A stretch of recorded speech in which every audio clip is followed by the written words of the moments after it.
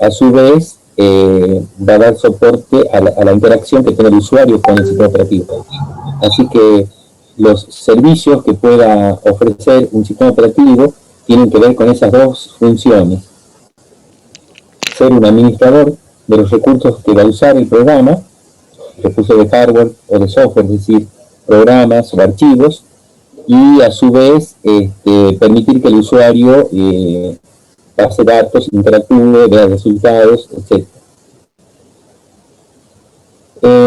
Respecto de la interfaz de usuario, nosotros tenemos básicamente tres. Una es modo texto, que es la shell o modo intérprete comando, que ustedes conocen. La otra es una interfaz gráfica de usuario, el escritorio que están usando en Windows, o si alguien tiene una Mac, sería la interfaz gráfica de Mac. Y un archivo de comando que se llama archivo batch, o en lotes, que sería un conjunto de comandos o un archivo de script, donde yo le puedo pasar los comandos para que se ejecuten uno tras otro secuencialmente. Los sistemas operativos se los puede llamar desde un programa en ejecución, se los puede llamar a través de las llamadas al sistema.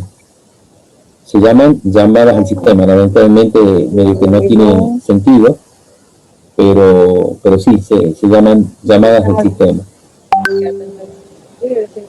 Decirles que no había... Uy, que sí sabes. Ok. Voy a... que no han podido llegar hoy, pero van a llegar mañana.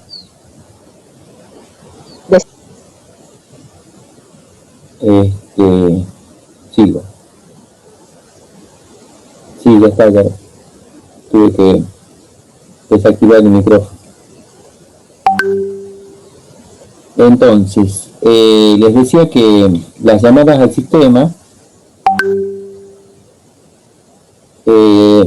son la única forma de comunicar que tiene un programa en ejecución con el sistema operativo, y entonces le pide servicios a través de lo que se conoce como llamadas al sistema, que son módulos que tiene el sistema operativo para atender esa determinada cantidad de servicios que le ofrece. Los tipos de llamadas al sistema: las llamadas al sistema, los servicios que le ofrece, se pueden tipificar, se pueden clasificar en diferentes ramas o digamos especialidades. Vamos a ver, esto es llamadas al sistema que necesitan los procesos en ejecución, los que necesitan los procesos para acceder a archivos, a dispositivos, etc. Los programas del sistema. Cuando se habla de los programas del sistema, se está hablando entonces de algunos programas que son como los programas de aplicación, nada más que estos programas pertenecen al sistema operativo y van a ser convocados por el sistema operativo cuando haga falta, porque, por ejemplo, hay programas del sistema como el explorador de archivos o el administrador de tareas de Windows, que uno los puede pedir específicamente que se ejecuten, y eso fue un resultado digamos, de que el sistema operativo le conviene tenerlo como proceso separado del sistema operativo y que se ejecuten cada vez que lo necesiten, no que sean parte del sistema operativo, porque son grandes y entonces no conviene tenerlos metidos en el kernel. Entonces son como procesos separados del sistema operativo, son procesos demonios, se llaman, porque arrancan con el sistema operativo en el momento que se han inicializado y permanecen bloqueados ahí al acecho, esperando que algún programa del usuario lo solicite. Son administrador de impresora, administración de impresión, administrador de memoria virtual, etcétera. Son algunos programas que se van a despertar cada vez que haga falta. Y después les decía que hay otros programas que estadísticamente son muy usados, que son el explorador de archivos o el administrador de tareas, que a veces el usuario necesita hacer tareas que son rutinarias, como copiar archivos, crear nuevos directorios o carpetas, no sé, armar nuevos directorios, o sea, hacer tareas de edición con el árbol de directorios del sistema de archivos, y entonces el sistema operativo brinda ese servicio adicional de un programa de sistemas como el explorador de archivos. Cuando se va a pensar en escribir un sistema operativo, hay que hacer el análisis previo, esto es, hay que hacer el relevamiento de lo que hace falta, y bueno, entonces pensamos en el usuario. ¿Qué puede pedirle el usuario a un sistema operativo? Que se supone que el sistema operativo es un conjunto de módulos o programas que van a dar servicio a la ejecución de los programas de usuario. Así que necesita de un ambiente donde desarrollarse estos procesos, estos programas. Por otro lado, el sistema operativo tiene que escuchar al hardware, tiene que escuchar las interrupciones que le vengan del teclado, del mouse, de la impresora, del disco, de la placa de red. Así que también tiene que tener, hay requisitos de la electrónica, del hardware, que también tienen que cumplirse. El problema es que no es que hay que hacer un módulo para atenderlo al teclado, un módulo para atender el monitor, un módulo para atender la impresora, y después los módulos para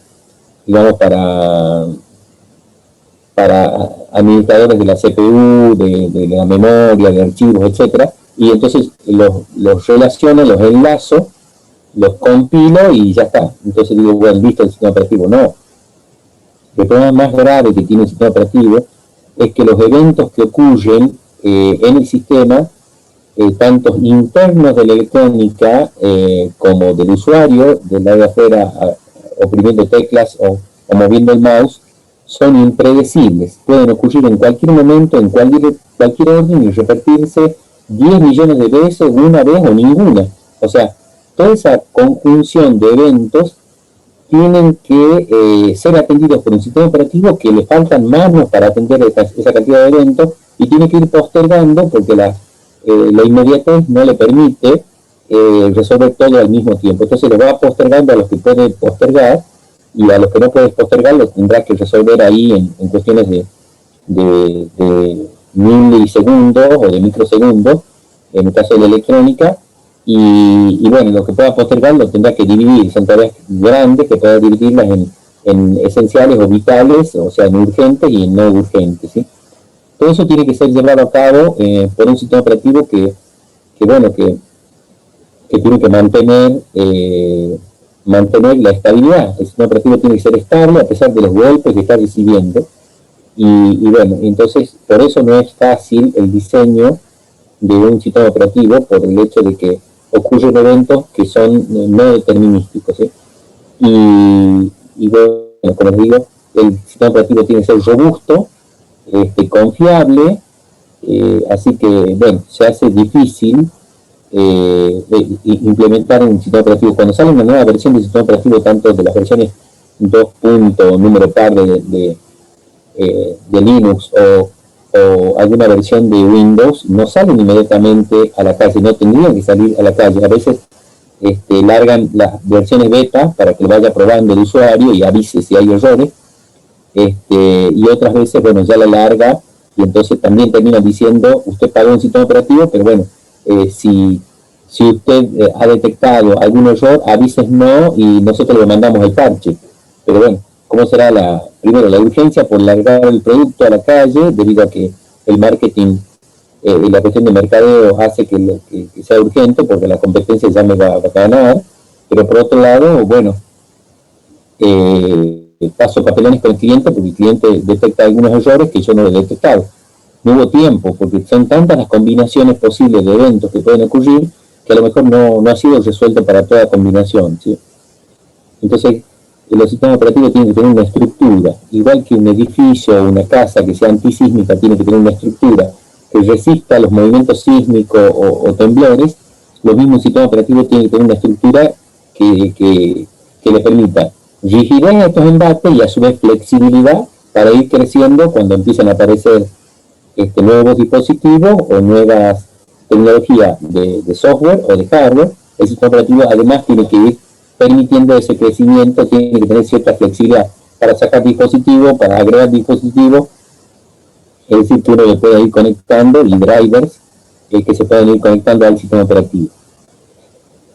Así que la depuración de un sistema operativo, como les decía recién, es una tarea enorme, ciclopia, y va a requerir de mucho tiempo y de revisar digamos, la gran mayoría de los eventos que pueden ocurrir en distintos órdenes, ¿sí? Es imposible revisar toda combinación, porque la combinación es un número muy grande de eventos. Una vez que tengo pensado entonces ya el sistema operativo, tengo que generar instaladores. Los instaladores, digamos, se cargan en el momento que estoy en el momento que estoy instalando el sistema operativo. Estos instaladores tienen que ver, observar qué hardware tienen debajo, y entonces en base a eso desplegar los programas en base al hardware que tiene. Es un traje a medida. Un sistema operativo es como un traje a medida que se le pone al hardware desnudo, ¿sí? Después, cuando ya está instalado, bueno, en el momento que yo encienda la máquina, el arranque del sistema se va a producir porque una rutina de la opción BIOS, por ejemplo, va a buscar en una partición que es booteable el kernel y lo va a traer y lo va a cargar. Y así entonces, bueno, se van generando los procesos nuevos, estos del sistema, que quedarán bloqueados esperando a que el usuario le pida más adelante algún tipo de servicio. Bueno, esta es entonces la interfaz que yo les decía. Acá este esquema está mostrando los programas de usuario y otros programas del sistema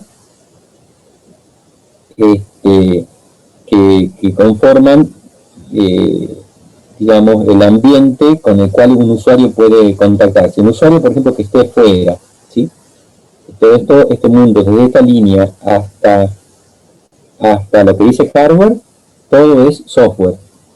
O sea, desde aquí, la primera línea de arriba hasta la línea que dice que está dividiendo el sistema operativo y hardware, todo es el mundo del software. Lo que está abajo es el hardware, y fuera de esta línea estarán las personas. Por ejemplo, una persona, un usuario que quiera comunicar, quiera usar la máquina, bueno, una vez encendida, quiero encontrar que hay un programa, por ejemplo, el programa, digamos, de la Shell, el intérprete de comando, que se está ejecutando. ¿Cómo sé que se está ejecutando? Y bueno, porque está titilando en la pantalla negra un cursor y está esperando que yo le pase un comando. Bien, pasando un comando a esa Shell, ¿sí?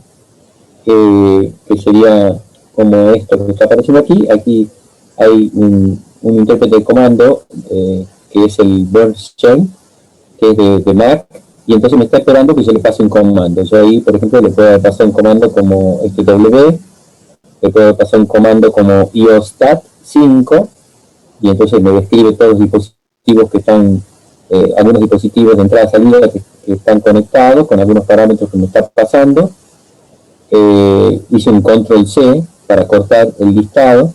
Después le pidió un comando ls para listar los directorios o archivos que están colgados directamente debajo de él. Bueno, así que esa interfaz de esta shell, el intérprete de comando, me va a recibir los comandos que el usuario le tipee. ¿Cuáles son entonces las características de esta situación? Tengo un programa en ejecución que se llama shell, se llama intérprete de comando. Y el usuario puede interactuar con esa shell, con el intérprete de comando. Así que la interacción del usuario es con un programa en ejecución, que en este caso se llama shell. Nunca un usuario va a estar piel a piel, contacto de piel a piel con el sistema operativo. No puede, porque el sistema operativo, para entrar al sistema operativo necesito pasar en modo kernel, y el usuario está trabajando en sus aplicaciones en modo usuario. Así que la comunicación de un usuario con el sistema operativo necesita de intermediarios. En este caso, lo primero que vemos es un programa que se ejecuta. ¿Alguien quiere decirme algo? Bien. Este programa que se está ejecutando, que es el intérprete de comando, la shell, va a recibir peticiones específicas que yo le pida, como en el caso que vimos recién, el listado de los archivos o directorios que están por debajo de donde yo estoy, mi directorio de trabajo, o que me ejecute un programa. Y entonces aquí yo en el teclado pongo pepe.exe, enter. Entonces estoy pidiéndole que ejecute un programa llamado Pepe. Bueno, lo que va a hacer esta shell es buscar el argumento, que el argumento es un nombre de un archivo ejecutable, rastrearlo a ver si está en el sistema de archivos, y para eso ¿qué tiene que hacer? Lo que tiene que hacer es conectarse con una función de librería, ¿sí? Que entonces tome los parámetros que le acabo de pasar y le haga una llamada al sistema. La llamada al sistema, al sistema operativo, va a venir a través de una instrucción trap. Trap lo que hace es cambiar de modo usuario a modo kernel. La estoy poniendo aquí a trap, pero en realidad trap es una instrucción del procesador. Así que trap se podría ver que viene una línea por fuera de este esquema y va a bajar y entonces ingresa al set de instrucciones del procesador, pero nada más que en modo usuario. Trap es una instrucción que ejecuta en modo usuario y entonces pide la ejecución de trap. Trap lo que hace pasar de modo usuario a modo kernel es que entonces yo de golpe estoy diciéndole no quiero seguir en modo usuario, quiero pasar a tener modo privilegiado. Bueno, ¿qué va a pasar con eso? Cuando un programa de usuario ponga una instrucción como trap, el hardware se da cuenta que ha cambiado a modo kernel, a modo privilegiado, y tiene un código de un usuario ejecutando. El usuario es tanto la shell, es un código de usuario, como la función de la API también es de usuario. Vamos a suponer que aquí la está llamando. Es posible que la línea de comando, que el intérprete de comando directamente llame al sistema operativo, sin necesidad de pasar por una función de biblioteca, pero no importa. Ya sea la función de librería o biblioteca o la shell que hagan el trap, los dos son programas de usuario, a nivel de usuario. Y entonces, como les decía, el hardware se da cuenta que hay un programa de usuario que está en modo kernel y entonces hay un error. Que hace el hardware, llama al sistema operativo y le dice, mira, tengo un error. Aquí el procesador está puesto en modo kernel, pero hay un código de usuario. Entonces, toma control un módulo del sistema operativo. Ese módulo del sistema operativo lo que hace es detectar que hay unos parámetros que se le ha pasado y entonces viene vectorizada la llamada al sistema. Esa llamada al sistema que les decía yo recién de que quiere buscar el archivo pp en un árbol de directorio, entonces lo que hace es pasarle los parámetros. Busca el archivo pp en un árbol de directorio. Y entonces viene vectorizada la llamada al sistema, pasa como, no sé, S25 la posición dentro del vector de la llamada al sistema, y entonces le devuelve un puntero. Ese puntero es la dirección de comienzo de la llamada al sistema. Este es el código de la llamada al sistema, que en este caso, bueno, sería rastrear en el árbol del directorio a ver si pp existe en el árbol del directorio que dice el usuario que está, ¿sí? Dependiendo si el resultado sea correcto o incorrecto, aparece la devolución de la llamada al sistema, quien despierta a la shell, que es la que quedó bloqueada esperando por el resultado, o despierta a la función de librería, que es la que llamó la shell para poder detectar si el archivo ese estaba o no en el directorio. Una vez que lo encuentra, entonces lo carga en memoria principal y lo hace proceso. pp de programa ejecutable se hace proceso. Y entonces al hacerse proceso, bueno, ya queda identificado como un proceso más en la tabla de directorio, se le asigna un número de proceso, espacio en memoria, privilegio, etcétera, etcétera, todo se convierte en proceso, que es el tema que vamos a ver en el capítulo 3. Pero ¿cuál es la historia de esto? La historia es que el usuario no pudo conectarse directamente con el sistema operativo, sino que tiene que ejecutar un programa para que ese programa a la carrera, en plena ejecución, se conecte con el sistema operativo, ¿sí? Luego pp, siendo un programa que ya ahora tomó el control, la shell ya no ejecuta, sino que está bloqueada, la shell está en estado de bloqueo, sino que ejecuta pp, mi programa de aplicación, y bueno, mi programa de aplicación puede hacer muchas cosas. Por ejemplo, podría copiar un archivo en otro. Acá el programa pp capaz que quiere copiar desde el archivo A hacia el archivo B. El archivo A está en un lugar y el archivo B está en otro lugar. ¿Qué va a hacer entonces en mi programa? Mi programa tiene que mandarme un cartel a la pantalla que diga ingrese el nombre del archivo que desea copiar, ¿sí? Para eso entonces se genera una llamada al sistema que dice write prompt to screen. O sea, escriba ese mensaje en la pantalla.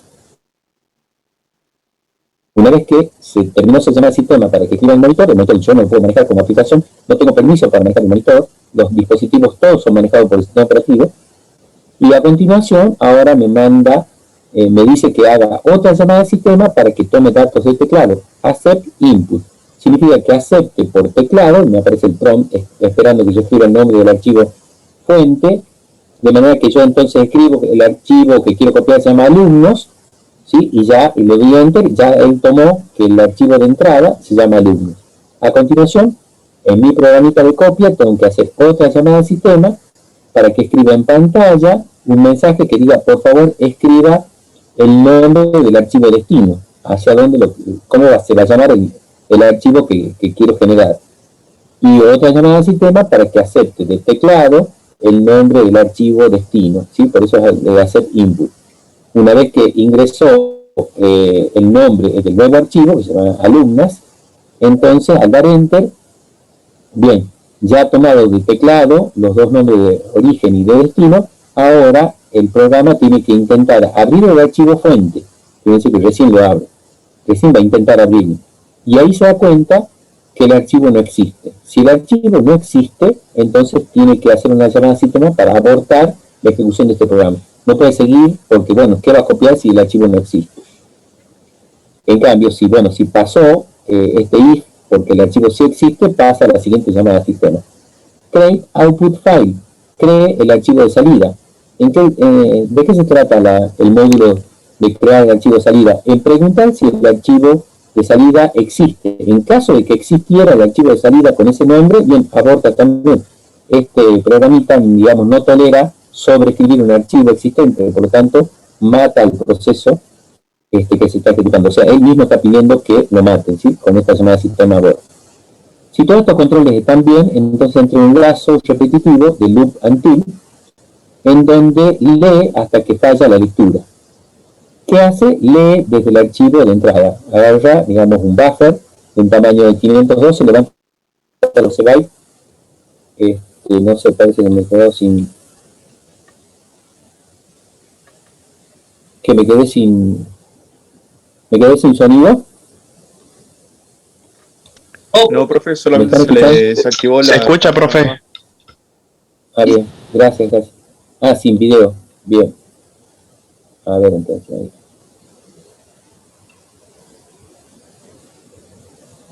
Sí, vamos de nuevo a compartir.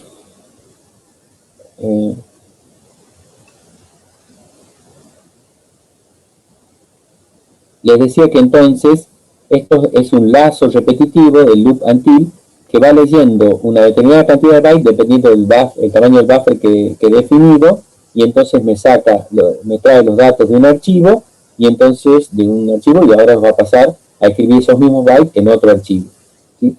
Y esto se repite hasta que la lectura falla. ¿Cuándo falla la lectura? Cuando encuentra un fin de archivo. Cuando encuentra un mojón de fin de archivo, entonces sale del loop, ¿sí?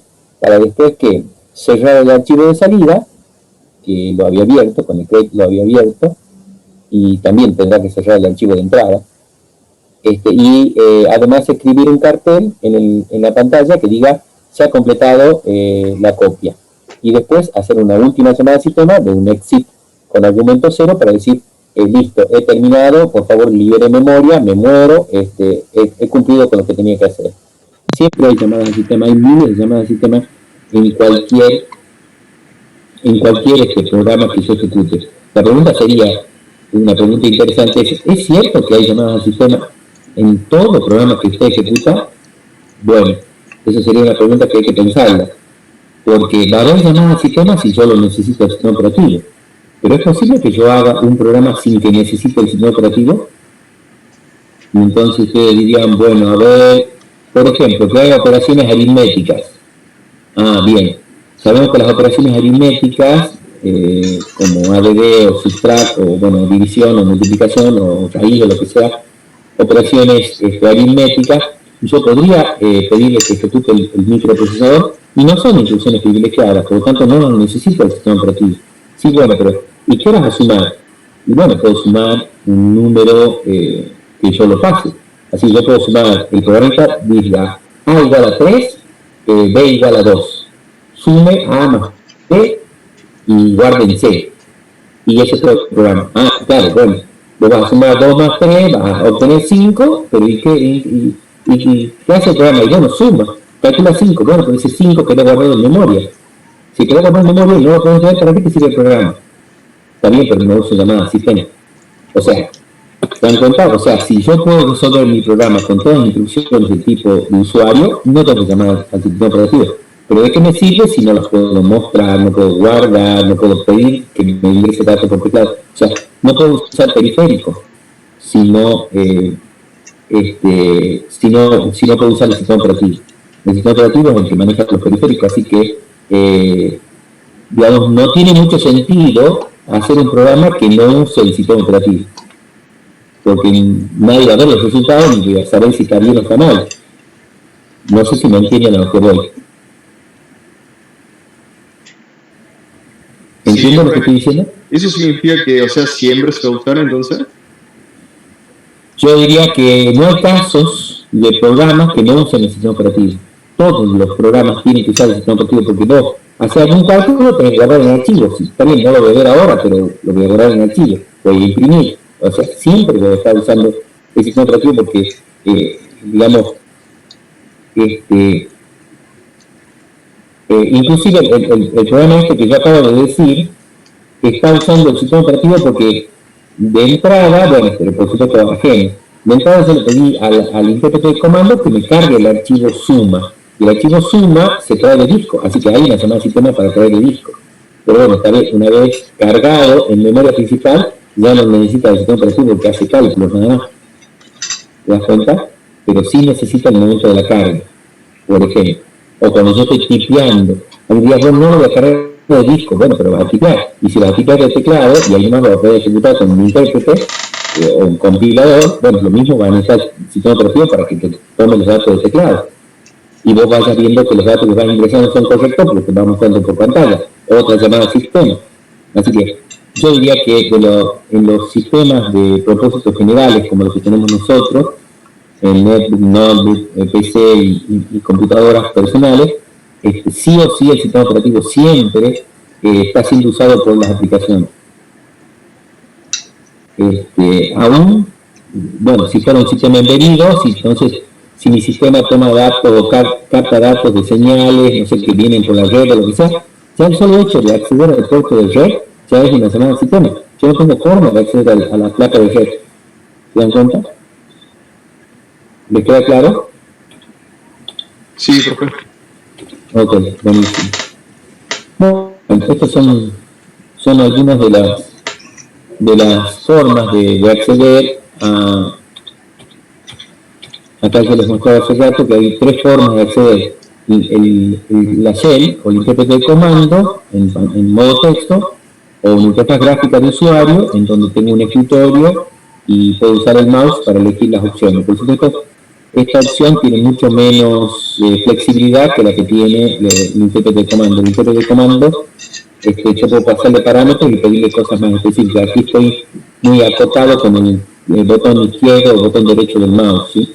Y arrastre y selecciono que se da con el mouse. Y el del medio, que se llama batch, que significa lotes en inglés, bueno, aquí yo estaría pidiendo la ejecución de un archivo batch, que nosotros ponemos como contracción batch, solamente hasta la T, y ahí entonces se ejecutarían comandos que yo he creado guardados en un archivo de comandos, como por ejemplo el altexec.bat. Entonces, este era un archivo del MSDOS que cuando arrancaba ejecutaba siempre esos comandos. Por ejemplo, podía ser cambiar el directorio, limpiar la pantalla, mostrar la fecha, mostrar la hora, decir cosas repetitivas, o por ejemplo un archivito que sea respaldo. Un archivo que se llama respaldo.bat, así que lo ejecuto automáticamente a las 11 o 12 de la noche, todos los días, y me hace una copia. Eso es una buena norma, una buena práctica de hacer una copia del disco, por si las dudas tengo problemas del disco. Bueno, es sagrado por lo menos tener una frecuencia en un día. Perdí lo que hice en el día, pero no perdí lo que hice hace 3 años. Así que bueno, ahí esos son los archivos .bat o archivos bat por lote, ¿sí? Que no tienen interacción humana, pero que tienen la ejecución de comandos del sistema operativo. Así que bueno, de las llamadas del sistema, que decía yo hace rato que todos los programas tienen siempre alguna llamada al sistema, y aquí se está mostrando una actividad que las aplicaciones necesitan. Yo les decía hace rato que un programa, una aplicación que fue puesta en ejecución por el intérprete de comando, la shell es la que me da el poder de ser proceso, a mí me trae desde el disco y entonces me carga memoria y me hace proceso. Yo antes era un programa muerto, tenía las instrucciones ahí en un archivo. Ahora ya me hicieron proceso porque me dieron lugar en la memoria, me dan prioridad y capacidad para esperar en cola ready, en cola para poder usar la CPU. Soy ahora un proceso. Ese proceso cuando se pone a ejecutar va a hacer llamadas al sistema, como lo que veíamos recién. Pero estas llamadas al sistema no pueden venir solas. Estas llamadas al sistema, digamos, no se puede hacer desde la aplicación una llamada al sistema directamente. ¿Por qué? Porque desde la aplicación yo tendría que ejecutar un trap. Para ejecutar un trap, que significa pasar de modo usuario a modo kernel, voy a perder el control del procesador. Y si pierdo el control del procesador, no voy a recuperar más. ¿Por qué? Y bueno, porque vos tendrías que haber dejado en los registros del procesador los parámetros de la llamada al sistema. ¿Y en qué registro lo voy a dejar? No tengo idea sobre qué procesador estoy corriendo. Bueno, por eso, las aplicaciones en definitiva no saben sobre qué procesador están corriendo, van a depender del sistema operativo. Es el sistema operativo el que conoce sobre qué procesador se ha instalado. Entonces, una ayuda, un intermediario entre el sistema operativo y las aplicaciones son las bibliotecas. Las funciones de librería o biblioteca, por ejemplo, C tiene un conjunto de funciones de esta biblioteca o de esta librería estándar de C, y entonces, por ejemplo, aquí hay una función que se llama printf. Printf es un nombre de una función que me permite imprimir o mostrar por pantalla algunos mensajes. Por ejemplo, estaría mostrando este texto de agradecimiento, ¿sí? Entonces, ¿qué hace mi aplicación? Llama a la función printf, que es una de las tantas funciones de librería, y una vez que la llama, esa función de librería le ha tomado los parámetros que le pasa a mi aplicación y a su vez ha puesto los parámetros de que lo que quiere que haga la llamada al sistema en algunos registros del procesador, y entonces ejecuta trap. Tiene un trap metido en el medio de printf, y entonces cambia el modo de usuario a kernel. Cuando hizo el cambio de modo, el hardware se da cuenta de que hay una aplicación de usuario, en este caso la función de librería, que está corriendo, ella es de usuario y ha puesto la palanquita en modo kernel en el procesador. Hay un error, dice el hardware, llama al sistema operativo, el sistema operativo lo que hace es desalojar de los registros PC que apuntan a la próxima instrucción, los registros de instrucciones y otros registros básicos para que se pueda ejecutar la rutina del sistema operativo, y cuando se ejecuta, dice, bueno, no, se ejecutan los parámetros de lo que me está pidiendo, o aquí está el puntero de la tabla en memoria de los parámetros que me está pidiendo, o de la pila que está en memoria que hay pasados parámetros. Entonces detecta que la llamada del sistema está correctamente hecha con los argumentos que debe ser, con los tipos de datos que debe ser, y entonces se mete al kernel para ejecutar la llamada al sistema write. Acá fíjense que el nombre de la función se llama printf y la llamada al sistema se llama write, ¿sí? Acá está un poco más claro la distinción de los dos nombres. Acá no, porque aquí estoy llamando a open, y bueno, lo que tiene de bueno esta diapositiva es que me muestra que las llamadas al sistema son vectorizadas, pero resulta que el nombre de la función es open y el nombre de la llamada al sistema también es open. Confunde, esto puede ser un open con minúscula, y esto puede ser un open con mayúscula, si se distingue las mayúsculas, ¿sí? Por lo menos para distinguir que es una llamada al sistema y que es una llamada a una función. Lo importante es que ustedes entiendan que las funciones son muy buenos ayudantes porque las aplicaciones no tienen idea de cómo arremangarse y meter la mano en la grasa en el vaso en cuanto a qué bits debo poner en qué registros de procesador para dejarle lista la llamada al sistema cuando yo haga el trap. Así que se desliga de eso y pone un gestor, que son estas funciones de librería o funciones del API en el caso de Windows, ¿sí? Ahí lo que dice esta diapositiva es que si usted escribe el man y read en el manual de Linux, le va a pasar la sintaxis del read. ¿Quién es este read? Este read es un nombre de una función de una API de la librería C. Y entonces les va a decir cuál es la sintaxis. Y tiene entonces como parámetros un número entero, el FD, File Descriptor, que es un número que nace después de un open. Antes de leer un registro de un archivo, yo tengo que haber abierto ese archivo. Ese archivo se abre con open, y pongo el nombre del archivo alumnos, y entonces el open de alumnos me devuelve un número, un FD. Ese FD es el número de aperturas de archivo que estoy haciendo. Puede ser la 38. Ya voy abriendo 38, este es mi 38º archivo que voy abriendo en este proceso. Ese número 38 es el que aparece aquí. O sea, nunca más me va a mencionar a alumnos, ¿sí? Porque es como nosotros, no tenemos forma de llamar Juan Pérez y me aparecen 10 Juan Pérez. Directamente llamo a un número de DNI y entonces se supone que el número de DNI es único. Este FD también es único para este proceso. Bien, entonces quiere abrir el archivo número 48 y entonces le dice que los datos que quiere sacar de la altura de ese archivo los deje en la dirección baja, cuyo puntero de paso y es bajo. En esa dirección de memoria mía del proceso quiero que me deje los datos que se han leído del archivo. ¿Y cuántos bytes quiere leer? Bueno, usted por favor léame size P, o sea 512 bytes. Aquí le paso el número de bytes que quiero que lea en cada operación de lectura. Como hemos visto que hay una operación repetitiva, hemos visto que hay un repeat until, un repeat loop, entonces da la vuelta hasta que encuentre el fin de archivo. ¿Por qué? Porque cuando levanta estos 512, cree levantar los 512 del archivo, los saca y me devuelve la cantidad de bytes que efectivamente han sido leídos. ¿Y quién distingue cuáles son los bytes? Porque entonces está leyendo un disco y levanta basura y puede levantar sí. Pero bueno, en el medio hay un fin de archivo. Si se ha detectado que hay un fin de archivo, entonces se corta y se dice, no, hasta aquí llega el archivo. Todo lo demás ya es basura, es parte de otro archivo o no es parte de este archivo, ¿sí? Ahí se devuelve entonces la cantidad de bytes que efectivamente se pudieron leer exitosamente. Bien, así que ahí está mostrado también cómo es un programa de usuario, llámese la shell, llámese una aplicación que se llama una función, esta función le pasa el parámetro y lo deja en un registro, ya sea que esto sea una dirección de memoria o en el mismo registro de la CPU, y hace la llamada al sistema número 13 dentro del vector de llamadas al sistema, y entonces, digamos, pasa el PC a apuntar a la dirección donde apunta la llamada 13 y toma el parámetro X que le acaba de pasar, y se ejecuta entonces la llamada al sistema. Bien. Hace rato yo decía que las llamadas al sistema se tipifican por un tipo de servicio.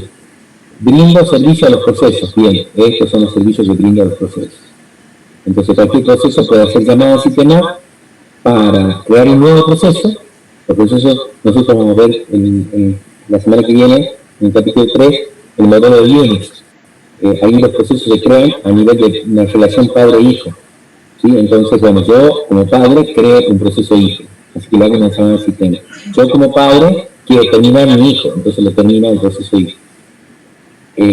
O puede él mismo terminar. ¿Sí? Esta terminación puede ser normal o anormal. Aquí la verdad que podría haber sido inventado, porque la terminación de proceso podría haber sido normal o anormal, entonces me hubiera gustado que mejor que de esa manera. Esa terminación haya sido con exit argumento 0 o con exit -1 por el caso de que hubo un error. Y después, bueno, yo puedo pedir que antes de que lo crea el proceso, que me cargue un archivo. Así que vaya a través del disco, cargue el archivo en memoria principal y recién haga el proceso. Y otra llamada al sistema para que ejecute otro proceso, digamos, que acabo de crear recién, quiero que lo ejecute, quiero que siga él. Obtener atributos de proceso. Es posible que yo esté ejecutando mi aplicación y quiero saber los atributos de otro proceso o de mí mismo y que me lo muestre por pantalla. Si quiero saber quién es el dueño, quién lo tocó al último. Bueno, si lo estoy ejecutando en este momento, difícilmente, pues soy yo el que estoy ejecutando, pero bueno, podría pedir atributos de otro proceso, de los cuales yo tengo prioridad y puedo saber los atributos de otro proceso. Es posible que yo me quede esperar un tiempo, pero digo, no, las condiciones nos están dadas, necesito estos datos, así que lo voy a esperar al usuario. Entonces me pongo a esperar, no sé, media hora, y en media hora le mando un cartel que diga, por favor, dígnese en continuar ejecutando este programa, ingrese los datos. O sea, puede ser la espera de un evento o la espera de un tiempo, ¿sí? Y así, hay muchas tareas que se pueden hacer con los procesos, con los archivos, con los dispositivos. Puedo pedirle que me diga cuánta memoria tengo, cuáles usuarios están conectados. Puedo pedirle que me comunique con otros procesos. ¿Por qué? Y bueno, porque los procesos son compartimentos estancos que no ven más allá de las direcciones de memoria donde ellos están confinados. Entonces, para poder comunicarse con otros procesos, sí o sí tienen que pedirle al sistema operativo la posibilidad de esa comunicación. La comunicación puede ser vía memoria compartida o puede ser vía paso de mensaje. Si es memoria compartida, tengo que tener una relación de padre e hijo, y entonces voltear la tapia y tener páginas compartidas o segmentos compartidos. Si es una relación de cualquiera con cualquiera, entre los procesos, bueno, puedo decir, sí, envío de mensaje. Entonces preparo un paquete, me encomienda con un mensaje, va destinado al proceso fulano, y le hago una llamada al sistema para que me reciba el paquete que le estoy enviando. El kernel se quedará con ese paquete, con ese mensaje, y entonces cuando el destino le haga una llamada al sistema receive, para decir, yo quiero recibir un mensaje del proceso fulanito, sí, yo tengo aquí un paquete tuyo, y entonces le envía a la memoria del otro proceso el mensaje, pero esto se da a ese nivel. Proceso, sistema operativo, o sea, proceso kernel proceso, ¿sí? No hay una relación de proceso directa a proceso. Siempre el sistema operativo está participando. En el caso de paso de mensaje, mucho más que por memoria compartida. En memoria compartida, tengo una llamada al sistema inicial para decirle voy a compartir una página con los procesos, el otro también está de acuerdo, y a partir de ahí compartimos información sin que el sistema operativo participe. Yo escribo en una variable, el otro lee la variable de esa página, de ese sector compartido. En el caso de paso de mensaje, permanentemente está el kernel operando y por supuesto lo hace más lento, ¿sí? Bueno, esto es lo que decía, que yo puedo pedirle que me proteja le puedo cambiar los permisos de los archivos, puedo obtener los permisos de los archivos como para ver si accedo o no antes de que me rebote. Si yo voy a intentar hacer un open sobre un archivo desconocido, pues bueno, me tiro al agua sin saber si la pileta tiene agua. Entonces, primero, si yo tengo permisos suficientes, le controlo los permisos. Yo tengo permiso de lectura o de escritura de ese archivo, una vez que confirmo, recién hago el open, ¿sí? Si no, bueno. Y bueno, esto es una tablita donde muestra cómo se escribe para crear procesos en Windows, cómo se escribe para crear procesos en Unix. Esto es lo que vamos a ver nosotros la semana que viene. Acá está lo mismo que hemos visto hace rato.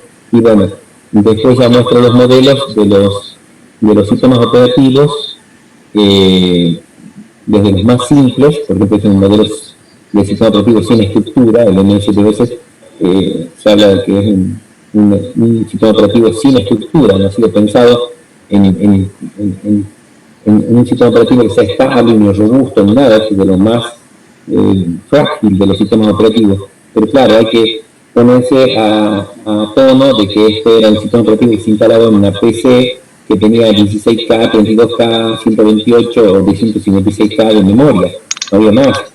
Entonces, este sistema operativo controlaba la ejecución de un único programa. Acá la diapositiva dice, no se crean procesos, no existe el concepto de proceso en MS-DOS, existe el concepto de programa que se ejecuta nada más. Se carga uno por vez, se ejecuta, termina, afuera, que pasa el siguiente. Se carga, ejecuta, termina, afuera, que pasa el siguiente, o sea, uno por vez, por eso es monoprogramación. Así que bueno, la interfaz que tenía con el usuario es el intérprete de comando, el command com, que entonces había una pantalla negra con un prompt que titulaba, yo le escribía el nombre del comando que quería poner, borrar pantalla, tratar de separar el disco, check disk, no sé, o si no, bueno, el nombre de un programa que lo tiene que ir a buscar en el disco, en el directorio por defecto. Pero bueno, no tiene estructura el sistema operativo, encima corre sobre un hardware sin modos, o sea, el microprocesador donde corría MS-DOS era el 8086 de Intel, que tenía un modo único, un modo real, entonces tanto el kernel como el programa que se había instalado, se había cargado, corrían en el mismo modo, por lo tanto todos tenían el mismo nivel de privilegio. Yo al kernel lo llamaba como un hermano. Che, vení, imprimime, mostrame tu pantalla, anda a ponerme el archivo, o sea, le pasamos los parámetros directamente. Si yo tenía algún error en esta codificación, hasta luego lo volteaba al kernel. Y bueno, con control alt suprime podía registrar, no. ¿Qué tenía que hacer? Tirar el cable, digamos, desconectar la máquina para que esto se reinicie. Porque ya tan trabado, y bueno, por supuesto tiene ese sistema de archivos que a cada rato tiene que estar desconectando la máquina o apretando la perilla de power de la máquina, bueno, obviamente se terminaba rompiendo el sistema de archivos. Pero bueno, por eso tenía dos tablas de archivos para poder ser más o menos estable. Bueno, ese es el sistema sin estructura. Y este es un sistema monolítico. El que aparece aquí en esta diapositiva, que es un Free BSD. BSD es un heredero de Unix, es la versión de Berkeley de los laboratorios Bell. Los laboratorios Bell es el origen de Unix y a partir de ahí ceden la licencia para cuestiones didácticas. La Universidad de Berkeley en California, la Universidad de California en la ciudad de Berkeley, entonces le pide, digamos, como una colaboración a los laboratorios Bell, y los laboratorios Bell, una subsede de AT&T, de la multinacional de telecomunicaciones. Así que bueno, no les interesaba mucho el tema del software y bueno, dijeron, sí, no nos preocupa, úsenlo. Nosotros somos gente que hemos estado trabajando en el proyecto de Multics, del MIT. Entonces, bueno, no teníamos qué hacer y nos falta programar un sistema operativo mucho más chico que Multics y lo hemos llamado Unix, así que todo no tiene el código para que ustedes lo usen para enseñar programación. Bueno, lo que menos hizo Berkeley es eso. Berkeley se puso a modificar y lo empezó a comercializar. Bueno, y entonces juicio contra Berkeley. Le ganó entonces laboratorios de él, pero bueno, llegaron a un acuerdo en que cada uno empezaba a comercializar sus propias versiones, así que bueno, nació BSD, un excelente sistema operativo, ¿sí? Pero ya multitarea y multiusuario, permitía entonces la ejecución de varios procesos de distintos usuarios y se cargaban en el memoria principal en la posición donde había lugar. Ahí está el intérprete de comando, la shell de Unix, y bueno, y entonces ponía a ejecutar los distintos procesos y le asignaba tanto procesador como memoria a cada uno de ellos. Verdaderamente era un sistema operativo, pero decíamos que era un sistema operativo monolítico, ¿sí? Un tipo de sistema operativo como este es Unix, ¿sí? En donde todo el kernel estaba sumergido en modo kernel y todos los módulos estaban metidos como una pieza, como un conjunto de módulos que se podían llamar unos a otros sin ningún problema. Esta es una relación de todos contra todos, digamos, un caos. Un caos por eso se llamaba monolítico, no hay jefe, digamos, todos los programas pueden llamar a otros programas sin ningún tipo de privilegio, ni de permisos, ni nada. ¿Cuál es la ventaja? Bueno, la velocidad. Porque claro, los primeros Unix corrían sobre un Motorola 68000, un microprocesador antes, digamos, corrían sobre un PDP-11, una mini computadora, una máquina más grande, pero después en un Motorola 68000, y entonces, bueno, este Unix tenía velocidad, porque tenía 30, 40, 50 usuarios conectados.